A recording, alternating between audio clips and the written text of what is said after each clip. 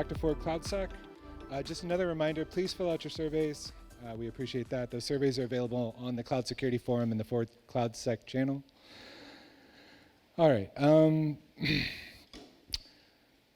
This is achieving AWS IAM Zen in a Google Cloud world. Before we start, I'd like to thank all of our sponsors, especially our gold sponsor, Lightspin. Lightspin prioritizes exploitable cloud risks via graph technology that connects the dots of open CVEs, malware, risk roles, and then serves the DevOps simple remediation via IAC. Cool. For those in the room, once again, please silence your cell phones. We'll use the mic to ask questions. For remote attendees, we'll be looking for questions on the Slack channel and on Twitter. Please welcome Caleb Tennis. Thank you. All right, thanks everybody, and thank you for coming to a talk with the word Google Cloud in it at a primarily AWS conference. I promise I'll try and make it worth your time. Just before we get to the specifics, just about me, I work at Sequoia Capital.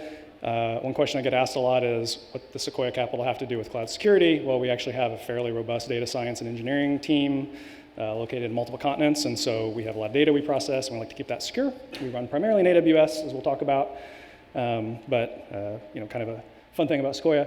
One thing I haven't heard from anybody so far is we are hiring, both for us and for our portfolio companies. So if you are looking for an opportunity and want to get your resume in front of dozens of companies at the same time, feel free to reach out to me. We have recruiters who can help forward those on to all the companies that are hiring, not just security, but DevOps, technical stuff, project management, anything like that. And also, if you chose to go to the other talk and you're watching this after the fact, you can still contact me. You can DM me on the Slack. That's perfectly fine if you want to talk about venture capital, you want to talk about anything else, or talk about this talk. I'm still happy to answer those questions. I used to be at a company called Reverb, which got acquired by Etsy. It's an e-commerce company, so I used to protect lots of transactions during the day. Now I protect investors. And before that, was doing lots of stuff in infra and DevOps. I actually started using AWS in 2009, so back when it was basically just EC2 and S3 with a little bit of SQS. And my hobby for fun is building and flying airplanes. If you ever need advice on how to convince a spouse to let you build an airplane, I can also give you that. And the secret is ask for forgiveness, not permission. But you can see she enjoys it. Okay, so just a level set on some arbitrary cloud experience map. If we pick the random X and Y axes as to be whatever you want, I would put myself in the upper right corner with AWS, and I think a lot of people here probably would feel the same. If I had to say GCP, it would probably be somewhere down here. And I'm guessing a lot of people feel the same. And then basically any other cloud, I'm like way over there in that corner. And so if you're kind of in the same mapping, then this talk is perfect for you, I think. The only thing I will confess is I did a stint for a while with OpenStack. If anybody has war stories from that from 10 years ago and wants to talk, feel free. I think it still exists, my understanding. Okay, so the one thing I'm going to hear a lot of people say is, but we're an AWS shop. Well, we are too. This talk is still relevant to you, I think. There's a surprising number of things that happen within GCP if you are an AWS shop. I originally proposed a talk on VPC design and a different way of doing VPC design, which also was with a lot of interest. But while working on some very specific GCP projects, came across a lot of interesting findings that I did not find a lot of other information out there about in the industry, and so kind of wanted to share those. If you're a GCP expert and you have color commentary to add on things I don't know, or please feel free to put it in the Slack or reach out to me, and love to add that to this presentation. If you use any of these services, if your organization does any of these things, you are a GCP shop, whether you want to admit it or not, okay? So Google Workspace, you probably have GCP running, even if you don't realize it, or GCP stuff running. Google Maps, we have a lot of things that use Maps APIs. You've got something in GCP that exists in your organization. Android development, GCP. Do you do any Chrome extensions? GCP. Do you build any Google Apps? GCP. Do you have Firebase? You have mobile applications that maybe use Firebase for user management? GCP. App Engine stuff, even old legacy stuff, you're in GCP. Do you have developers using BigQuery to run analytics on things, maybe from AWS workloads? You're in GCP. So even if you don't think you're a GCP shop, you probably have something living in GCP somewhere.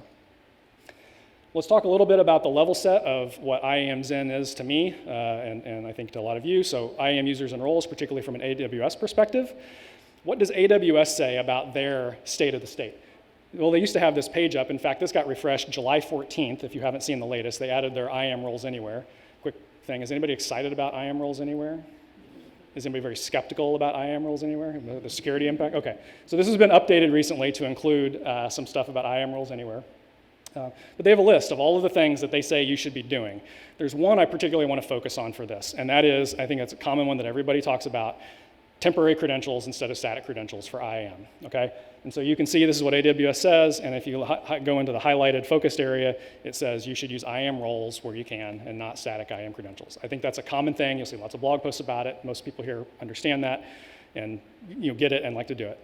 And so when you come across a vendor you need to associate with AWS, doesn't it make you very happy when they give you the ability to put a role ARN in the field as opposed to an IAM user? Yeah. This is a vendor that we use, and you can actually choose between key or role, but when they give you the chance to put a role in there, that's really nice, right? That's Zen for AWS IAM access. You don't have to create any type of static credential to integrate with them. Everybody got excited when this came out last year, because before you were probably putting static IAM credentials. There's actually a presentation from GitHub after this one if you want to go get more information about that. Yeah, now you can use temporary credentials that are created by GitHub, pass that in. You don't have static credentials for your workloads anymore. So very exciting way to forward the progression of IAM roles instead of IAM credentials in AWS. How many of you are sad pandas when you get one of these screens where you have to put in a static credential somewhere? Yeah, the one on the left, that's Zapier. That's one we just had like a week ago, where somebody came and said, we had a third-party company build this new integration for us. It's all ready to go. By the way, they need an AWS IAM user to link the Zapier up. So we don't have the ability to say, no, we don't do that. We just have to fulfill it because they're already 99% done with the project and need this, right? No choice but to put a static IAM user in there. Or on the right, here's another one, a vendor that we use, right? Static IAM credential. That's the sad panda face of IAM. And why is that? Well, here's a scanner that we ran on some infrastructure because people occasionally commit secrets into code, right? You can see somebody checked in some AWS IAM stuff into some code that we had and flagged it. But this is kind of scary. Now, you can say, well, this is only used internally. Great, but we also have third-party access to our GitHub repos. We use Heroku.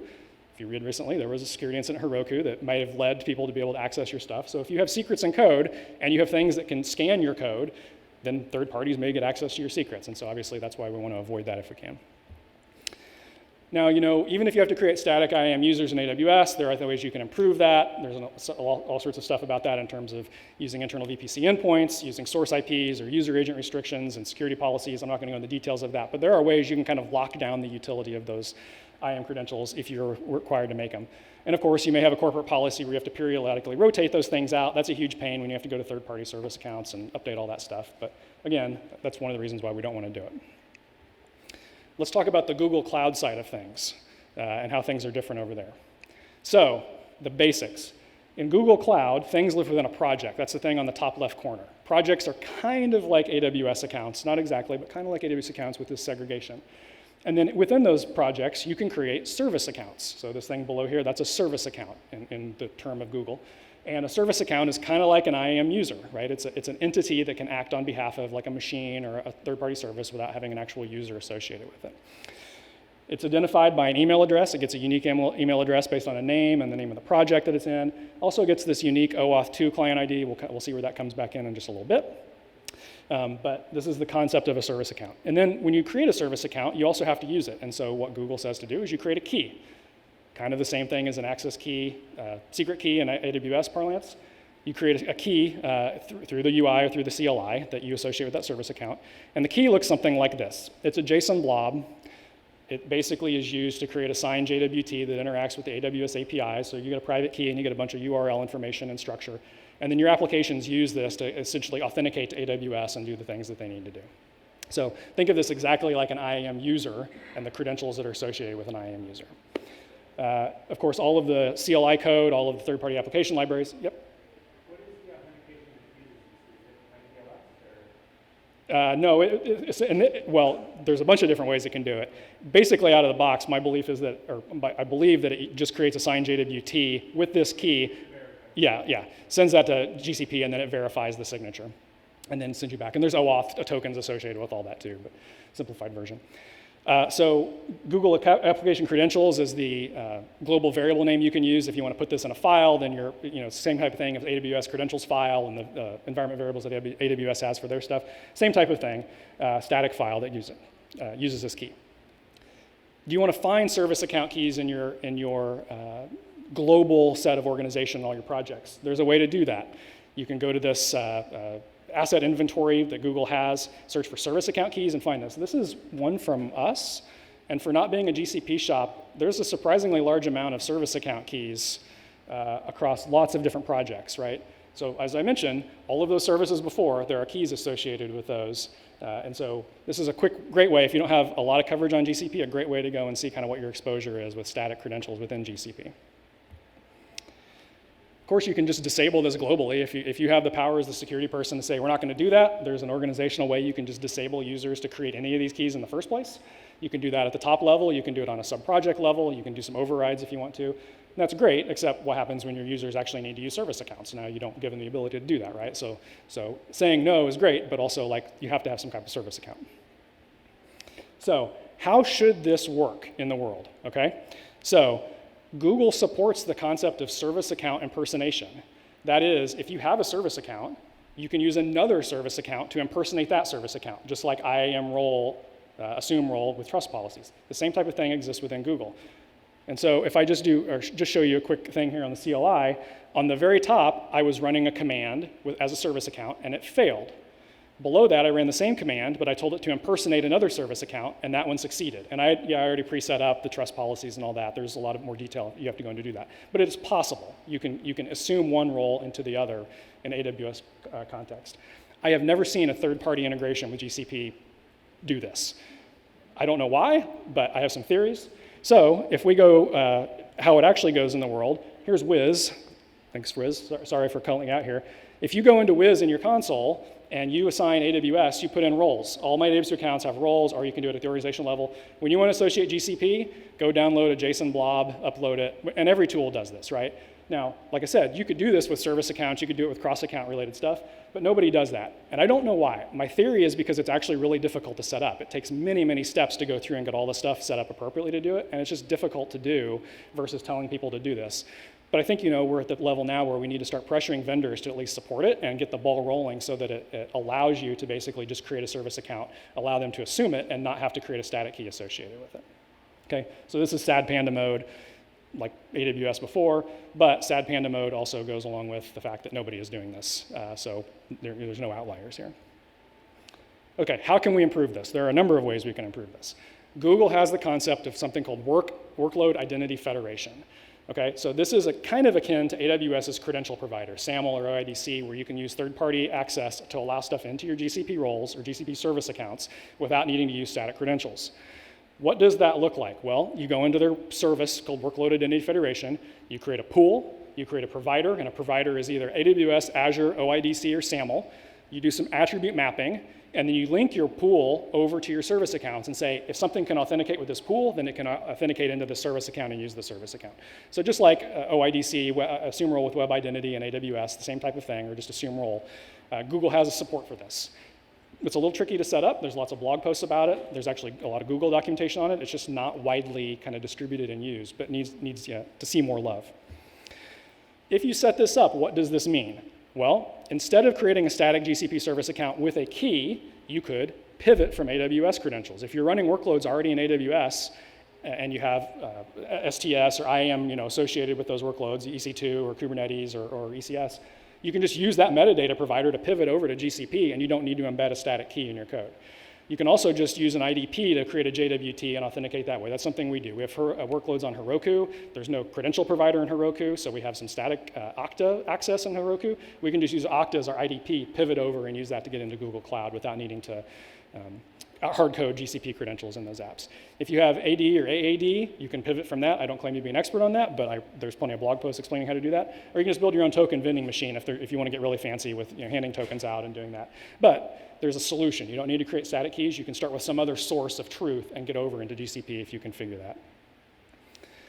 However, note that that's for applications you have control of. If you still have a third-party service provider, this doesn't help you, right? Like if they're expecting a JSON blob, you still have to download and give them a JSON blob.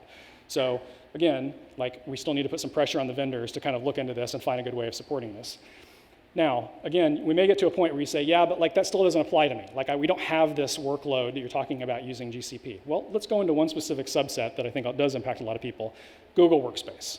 So particularly the Google Workspace Admin SDK. This is an API that you use to interact with the Google Workspace services. So things like users or group management, things like calendar, the email APIs, or any of the Google Drive APIs. This is the API that you get into to talk to that service. So if you're using Google Workspace and you have applications talking into Google Workspace, there is something in GCP that gets an identity that gets in there to do this stuff.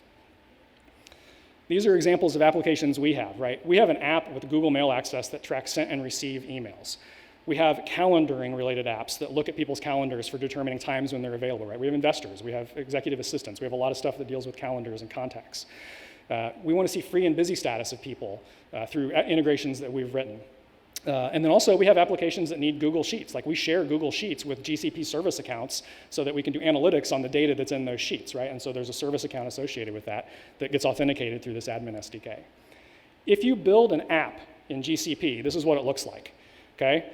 You have to create an app. It's got to have an OAuth configuration. You basically have to maintain secret state. You have to, every user that wants to use your app in the organization has to give that one time, yes, I allow this application to access my calendar. And so that's kind of annoying if you're building an app that's global to your entire organization that you just want people to be able to use. And the app also has to keep track of the state. So Google has created this lovely thing called domain-wide delegation. If you're not familiar with domain-wide delegation, it's extremely scary if you're a security person, right? Domain-wide delegation is this thing that blesses an OAuth identity to allow it full access to all resources in your AWS, or I'm sorry, your GCP or your Google admin workspace that you give the OAuth scopes for. So if you say, I need this application to do calendar stuff, you give it calendar access, boom, it's got access to everybody's calendars, and they don't have to say, yes, I want this application to have access to my calendars. So it's great administratively, but that ultimately links back to a GCP service account, and that GCP service account probably has JSON blob credentials floating around somewhere, you know, that can get to that. So that's kind of scary, right? One of the other things that's really scary about that is you cannot scope this to an OU. It is the entire org or nobody in the org. That'll get fixed someday. There's a ticket out there with tons of people asking Google every day why this isn't a thing you can do, but until then, it's all or nothing. And there's no way to restrict the conditions. You can't say, but only allowed to connect by this IP address. Doesn't exist. So how does this work in practice? Well, here's a JSON blob example, right? So a little bit of Golang here, but essentially, when you authenticate with Google Cloud, normally, there's one extra step you need to do to get into Google Admin. And then the JWT that you create, you have to add a subject field of a user that's an admin in your Google Workspace and say, this is the user I want to impersonate to allow it to do stuff. So you have to, you basically create an application, GCP service account, it authenticates, and then it escalates into a full admin role in Google Workspace to do things on that user's behalf that person could sit there, you know, and do like if they were in the UI. And so all of your logs then also just show up as that particular user if you want to do any audit trail. So otherwise maybe you need to create a special service admin user that this thing impersonates. A little scary. How does that authentication actually work behind the scenes if you look? Well, there's like a multi-step process. So you start with a token, which is your JWT or some kind of blob. You pass it to GCP's STS service, and you exchange it back for a token. You then pass that token to their IAM credential service, and you exchange that back for a token.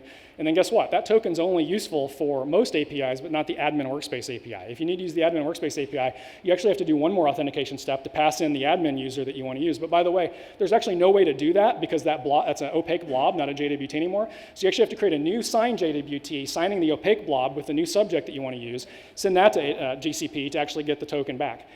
You know what? That's not documented anywhere. In fact, I thought this was impossible, but I escalated Google support so many times, I finally got to a person who was an expert on it, and they sent me the actual steps to do this. It was like a 10-page response to my service ticket, but we figured out how to do it, because it is doable.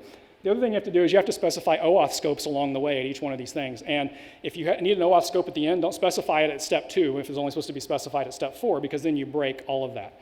And by the way, if you use Google's tools to do this, it's all opaque. So when it fails, you don't know which step along the way that it failed at, unfortunately, unless you kind of do each step on your own. You can kind of automate this. They have a set of steps you can do to create a credential configuration. It's a JSON blob that actually kind of does some of the steps for you. So if you run that step command in the way of like AWS, for example, you can get this JSON blob out here. This doesn't have any secret information in it, but it will tell your apps how to automatically connect it to AWS metadata service and do a lot of the stuff behind the scenes for you. It does not work in the Google admin case. You still have to do that extra step, and their system doesn't do the automated extra step, so there's a little bit of process you have to do. But if you're just needing to use GCP APIs, it works great. We open sourced a library to help automate a lot of this, so if you want to check this out, feel free if you want to add to it. It basically just tries to take a lot of this and condense it down into a set of steps to make it a little easier. This is in Golang and Ruby. There's a little bit of Python we have coming. And then also, just as an aside, I use AWS assume role with web identity a lot. I don't like the fact that I have to write the token to a file and read it from a file. We actually do all that in memory. So we actually have a credential provider in here for AWS to do that all in memory as opposed to reading and writing to a file. Really simple file, but simplifies that step a lot for us. So feel free to download that and contribute it. So in using that open source library, this is what our GCP authentication looks like. There's just a little bit of boilerplate Golang code we wrote here. But essentially a multi-step process to go from one credential to the next credential to the next credential, specifying OAuth scopes along the way to basically get from some kind of federated identity that's not a JSON blob to something you can actually use in Google.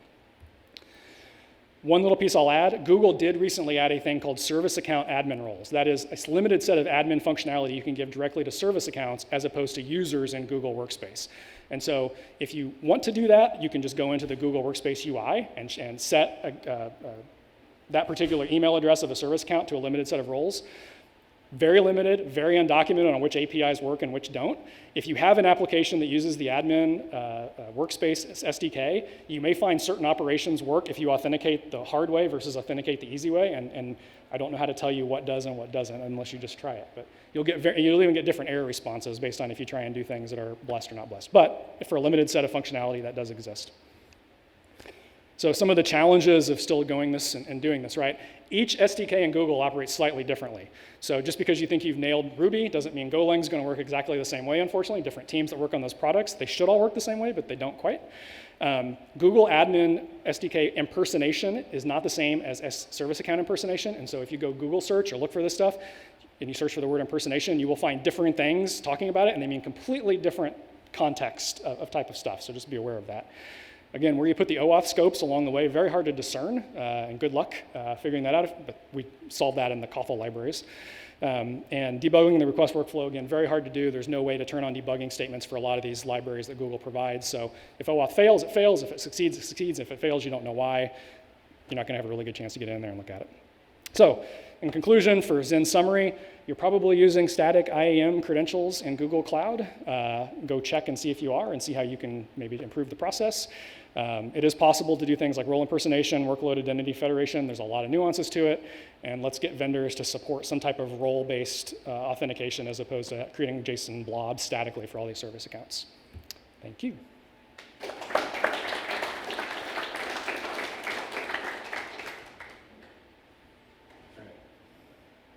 Any questions for Caleb?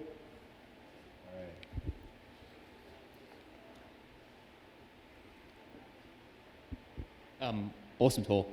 Firstly, the workflow steps there are not something that I actually realized existed. Is this something that you would use for humans, like instead of G-Cloud login? Is it preferable to kind of come in this way through a OIDC provider? Maybe. Typically for the actual UI logins, at the Google Workspace level, you can actually administratively set IDPs for those users to be able to get access into the Google Cloud Console. And so it's kind of a solved problem, and it's solved in a different way.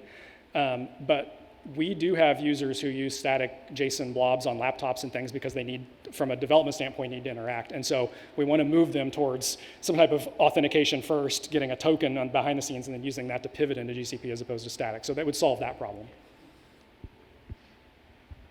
Any other questions for Caleb?